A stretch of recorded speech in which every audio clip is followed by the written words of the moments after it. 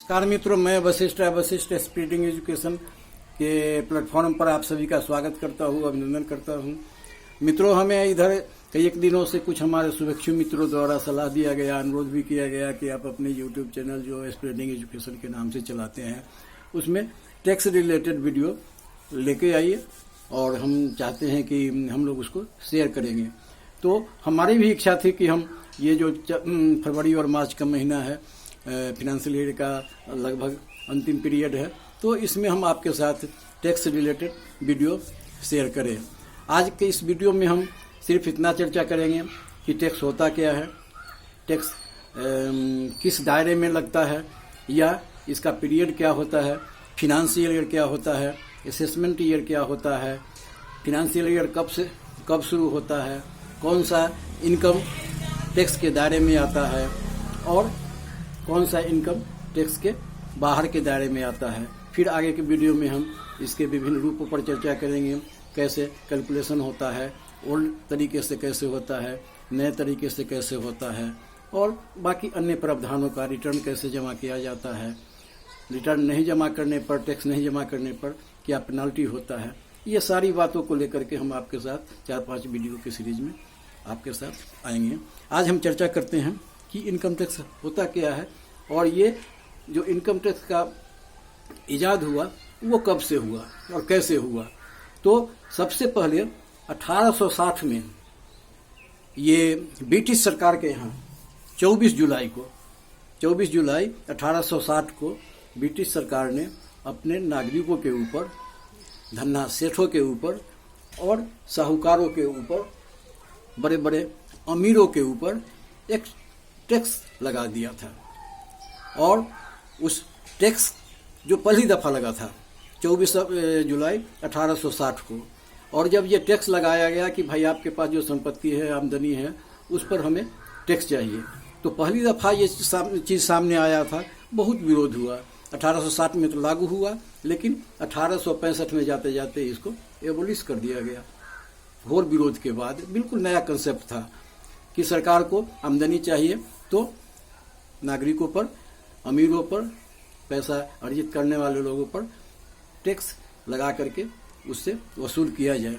1865 में इसको निरस्त कर दिया गया, लेकिन फिर 1867 में एक नए स्वरूप में ये टैक्स लोगों के सामने आया, और तब से धीरे धीरे कितनी दूरियां तय की गई हैं टैक्स को लेकर के, कितने प्रावधान किए गए हैं, कितने प्रावधान बदले गए हैं, कितने स्लैब रेट लगाए गए हैं। ये लगातार जो है सिलसिला चल रहा है। हर साल जो नौकरी पेशा लोग हैं, जो टैक्स देते आए हैं या टैक्स नहीं भी देते हैं, उनकी सबसे बड़ी जिज्ञासा होती है टैक्स से बजट में कि टैक्स का क्या प्रावधान सरकार करती है और उससे उसे कितना लाभ होने वाला है। जो नौकरी पेशा लोग हैं वो तो बिल्कुल बैठ जाते हैं कि इसमें क्या घोषणा होने वाला है, उससे हमें क्या लाभ होता है। जैसे ही घोषणा होता है अपना कैलकुलेशन शुरू करते हैं। तो ये जो प्रावधान होता है, टैक्स का प्रावधान है, ये 1860 से शुरू हुआ था, जो अभी भी चल रहा है। हर साल बजट में इसके बारे में घोषणा करने का प्रावधान है। कभी कभी यथास्थिति बनाए रखा जाता है, कभी कभी इसमें तब्दीली लाया जाता है। टैक्स किसे देना है, किसे नहीं देना है, सरकार निर्धारित करती है। कौन सा इनकम है जिस पर टैक्स लगता है, कौन सा इनकम है जो टैक्सेबल नहीं है, जो टैक्स के दायरे में नहीं है। ये सारी बातें हम आपके साथ शेयर करना चाहते हैं। तो आइए हम शुरू करते हैं कि ये टैक्स जो लगाया जाता है या टैक्स का निर्धारण किया जाता है या टैक्स जो पे किया जाता है वो किन किन आमदनियों पर होता है। तो आमदनी जो किसी भी व्यक्ति का होता है, किसी भी फर्म का होता है, किसी भी संस्था का होता है, हम व्यक्ति पर बात करेंगे, पहले केंद्रित रखेंगे, हिंदू अनडिवाइडेड फैमिली पर केंद्रित करेंगे कि उसका कौन कौन सा आमदनी जो टैक्स के दायरे में सरकार ने निर्धारित किया है। तो इसको 5 ब्रॉड लाइन में इसको दिखाया गया है कि ये जो आमदनी होता है वो कौन कौन सा है, जिसे 5 श्रेणी में वर्गीकृत किया गया है। उसमें पहला जो है वो है वेतन से आमदनी, वेतन से आय। उसके बाद है दूसरा है वो आपको कि लोगों के पास मकान होता है, बहुत लोग मकान अपने लिए भी बनाते हैं, लोग मकान किराया लगाने के लिए भी लगाते हैं। तो मकान से जो अर्जित आय है वो एक दूसरा श्रेणी है। पहला तो हो गया वेतन से, पेंशन से, सैलरी से, और दूसरा है मकान से अर्जित आय। तीसरा है व्यापार तथा पेशे से आय। जो लोग व्यापारी हैं, व्यापार से लाभ उठाते हैं, शुद्ध मुनाफा कमाते हैं, उनका आय। और पेशे से जो लोग जुड़े हुए हैं, डॉक्टर हैं, आर्किटेक्ट हैं, सीए हैं, तो इन लोगों के पेशे से जो आय होता है वो एक श्रेणी में रखा गया है। उसके बाद है कि लाभ जो होता है लोगों को, जो आय होता है वो पूंजी लाभ भी होता है, कैपिटल गेन इसको बोलते हैं।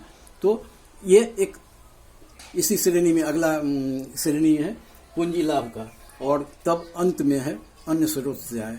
तो ये 5 वर्गीकृत किया गया है श्रेणी कि आपका आय किस श्रेणी में आता है। किसी आदमी का वेतन से भी आय है, मकान से भी आय है, पूंजी लाभ भी है, तो उसके हिसाब से गणना होता है। किसी आदमी का, व्यक्ति का सिर्फ वेतन से आय है, किसी का आय सिर्फ पैसे से है, किसी का आय सिर्फ मकान से है। तो ये जो आयकर अधिनियम 4 बनाया, उस 4 में स्पष्ट कहा गया है कि किसी भी व्यक्ति का पिछले साल में जो अर्जित आय है उस पर एक निश्चित दर से कर निर्धारण किया जाता है। ये धारा 4 कहता है आयकर की अधिनियम। उसमें स्पष्ट कहा गया है कि कोई भी व्यक्ति है जो देश का नागरिक है, उसके ऊपर उसने पिछले वर्ष में कितना आमदनी अर्जित किया है, उस पर एक निश्चित दर से सरकार को टैक्स देना है। इसमें बहुत सारा प्रावधान है कि कुछ आमदनी तक टैक्स 0 कर दिया गया है, बहुत सारी रियायतें दी गई है, बहुत सारा छूट दिया गया है, जिसका चर्चा हम आगे करेंगे। लेकिन आज के हम इसमें चर्चा करेंगे कि कौन कौन सा आय है जो टैक्स के दायरे में आता है। तो ये जो हमने बताया, सर वेतन, मकान से आय, पैसे से आय, पूंजी से आय के साथ साथ इसमें आप ऐसा भी देख सकते हैं कि बहुत सारे लोग बैंक में फिक्स डिपॉजिट करते हैं, पैसा रखते हैं, तो उस पर जो ब्याज होता है वो भी एक तरह का आय है। तो ब्याज पर आय है, लाभांश है, जो डिविडेंड शेयर मार्केट में या डिवेंचर रखते हैं उनका जो लाभांश मिलता है वो लाभांश आता है। जो कंट्रैक्टर लोग हैं, बहुत बड़े बड़े लोग कमीशन का काम करते हैं, कमीशन बेस्ड इनकम होता है, वो इसमें शामिल होता है। पेंशन भोगी लोग हैं, उनका भी पेंशन जो है एक निश्चित राशि के बाद इस आय में शामिल होता है। उसके बाद मकान किराया है, पूंजी लाभ है। तो ये सब तरह का जो लाभ है ये सब इनकम टैक्स के दायरे में आता है। कौन सा इनकम जो है टैक्स के दायरे में नहीं आता है? वो सबसे जो महत्वपूर्ण इनकम है वो है एग्रीकल्चर से इनकम। खेती से अगर आपका इनकम, चाहे वो इनकम कितना ही बड़ा ना हो, कितना ही छोटा ना हो, वो टैक्स के दायरे में सरकार ने अभी तक उसको लाया नहीं है। तो हम ये देखते हैं कि एक बहुत बड़ा क्षेत्र है किसानों के लिए, राहत भरा क्षेत्र है कि वो जो इनकम कमाता है उस पर टैक्स नहीं है। लेकिन इसके अलावा नौकरी पेशा लोग हैं, व्यापारी हैं, ये पैसे से जुड़े हुए लोग हैं, सब लोगों को जो आय है वो टैक्सेबल नेट में शामिल है। तो इस तरह से हम देखते क्या है कि एक दो तरह का हुआ, एक जो टैक्स जिस पर लगता है, दूसरा है जिस पर टैक्स नहीं लगता है। अब हम आते हैं कि आखिर ये टैक्स कब से कब तक लागू होता है। तो दोस्तों दो शब्द हैं, एक है फिनेंशियल ईयर और दूसरा है असेसमेंट ईयर। टैक्स की गणना फिनेंशियल ईयर के लिए की जाती है। फिनेंशियल ईयर क्या होता है? जैसे अभी हम आज आपको बात कर रहे हैं, ये 15 फरवरी 2021 है, तो ये कौन सा फिनेंशियल ईयर में आया? तो ये फिनेंशियल ईयर में आया जो 1 अप्रैल से लेके 31 मार्च के बीच का जो पीरियड होता है, इस पीरियड को हम गणना करते हैं टैक्स के लिए, और ये फिनेंशियल ईयर के रूप में आता है। तो आज के डेट में 15 फरवरी है और 15 फरवरी के डेट का जो फिनेंशियल ईयर हुआ वो 2020 और 2021, क्योंकि 1 अप्रैल 1/1/2020 को ये शुरू हुआ था और 31/3/2021 को समाप्त होगा। इसलिए इसे 2020-21 फिनेंशियल ईयर कहा जाता है। अब इसके अलावा एक सब और भी आता है, असेसमेंट ईयर। ये असेसमेंट ईयर सदा हर वक्त एक साल आगे होता है।